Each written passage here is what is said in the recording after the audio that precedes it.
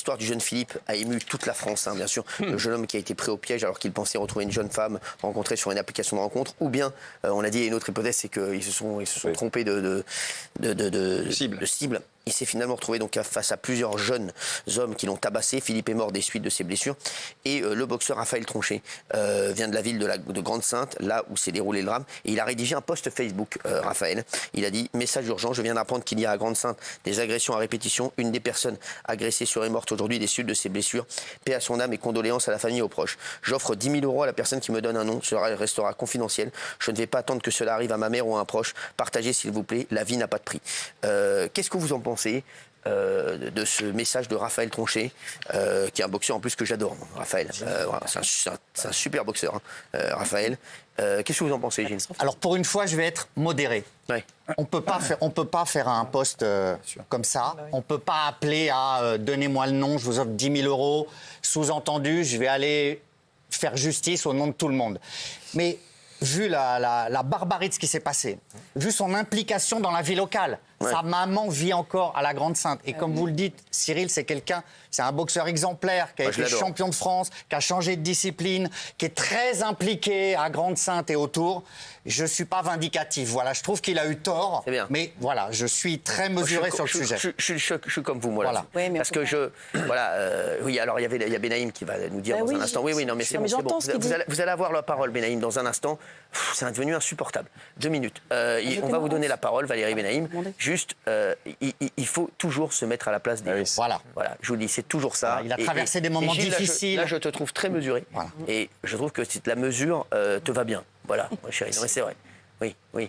Non, je pense que c'est un homme qui écrit sous la colère, c'est un homme qui a peur pour ses proches. Et il faut bien rappeler qu'il n'aurait jamais écrit ça si cette terrible injustice ne s'était pas produite. Et si la justice sur ce genre d'affaires faisait mieux son travail, si on interpellait directement les personnes, il n'en arriverait pas avec ça. La police, elle fait bien. Elle interpelle très souvent les personnes. La police, elle n'a rien à voir là-dedans. Moi, je suis sûr que la police, ils ont déjà interpellé 2. Ils vont avoir le 3e dans les. Ce week-end, c'est réglé. C'est la justice après. Je comprends qu'il écrive ça parce qu'il a peur. Non, mais tu ne peux pas dire la police ne peut pas les attraper. Je veux dire, tous les mecs qui sont attrapés, c'est à chaque fois. Et tu peux pas aussi mettre une cible sur tout le monde. Non, mais parce je te dis, la police, elle fait extrêmement bien son travail. Je suis désolé, les mecs. Ils sont débordés. Ils ont des moyens qui sont très compliqués. Et quand tu commences à dire, oui, mais parce que derrière... je parlais de la justice. Oui, c'est plus la justice. Je dis la justice parce que... Mais la justice aussi, hein, sache-le, ils ont des moyens. J'ai pas dit la police, j'ai dit la justice. Les juges, ils sont débordés. Je pense que malheureusement, les agresseurs et les meurtriers de ce jeune homme n'auront pas des sanctions proportionnelles à la violence de l'atrocité qu'ils ont commis. Non, mais là, il y a des mineurs. Il y a des mineurs. Mais là, pour moi, c'est pas avant. Il y a des mineurs. Pour moi, ils doivent jamais ressortir d'ailleurs. Oui, mais vous allez voir. Et moi, je pense que c'est en connaissant ça qu'il écrit ça. Valérie Benaïm. Non, mais je partage ce que dit Gilles. Simplement, on ne peut pas cautionner, c'est impossible. Mais c'est ce qu'a dit Gilles. Il a pas cautionné, Gilles. Effectivement, il y a un drame absolu. Il y a un drame. Mais là, ça me fait penser aux affiches, vous savez, Wanted du Far West. Bien sûr. Et il dit, est-ce qu'on peut revoir le tweet, pardon, mais à la fin, en gros... Il dit, je ne vais pas attendre que cela arrive à ma mère ou à un proche. Qu'est-ce que ça veut dire? Ça veut dire quoi après? Je ne vais pas attendre. Et alors, une fois que tu auras le nom, qu'est-ce que tu vas faire? Une fois que tu auras le nom, ça sous-entend quoi? Que tu vas aller faire justice, que tu vas aller les défoncer? C'est pas ça, la justice. Alors, c'est peut-être pas ça qu'il voulait dire. Peut-être qu'il voulait dire... Donnez-moi 10 000 € pour faire quoi? Pour les trouver, et quoi? Et quoi après? C'est le quoi après qui m'interroge. Peut-être qu'il va les donner, peut-être qu'il va le référer à la police. Peut-être. Oui, les retrouver, on ne sait pas. Il n'y a pas non plus après une idée de vengeance absolue. C'est pour ça que moi, honnêtement, je comprends sa colère. Il a traversé des moments difficiles. Moi, je comprends sa colère. C'est quelqu'un qui a une période de dépression, une famille nombreuse. C'est compliqué. Et là, il y a sa mère, il a peur. Voilà. J'entends bien, Gilles, mais ne jouons pas les naïfs. On comprend entre les lignes ce qu'il veut dire. Oui, mais là, avec vous, Valérie Benaïm, je vous dis la vérité, c'est le problème que j'ai avec vous très souvent dans cette émission. C'est que les délinquants se retrouvent victimes. Non. Si, parce que vous parlez des délinquants comme des victimes. Maintenant, à quel moment, dans ce que je viens de dire, j'ai dit que les délinquants étaient des victimes? Est-ce qu'en disant qu'il ne faut pas aller se faire justice soi-même, je dis que le délinquant est une victime? C'est ce qu'on lit entre les lignes. C'est-à-dire que maintenant, on dirait que c'est plus grave ce qu'il a écrit que ce qui s'est passé. Donc non, je vous dis, ce qui est plus grave, c'est ce qui s'est passé. D'un homme et d'un tweet. Ce qui s'est passé, c'est ce qui est plus grave. Vous ne pouvez pas mettre ça sur le même plan. Quand on voit la barbarie. Vous vous souvenez du tweet de David Lisnard, le maire de Cannes, après l'agression d'Angèle? Il avait dit que si ça avait été sa grand-mère, c'est lui qui aurait été en prison. C'était un petit peu sous-entendu qu'il... Exactement.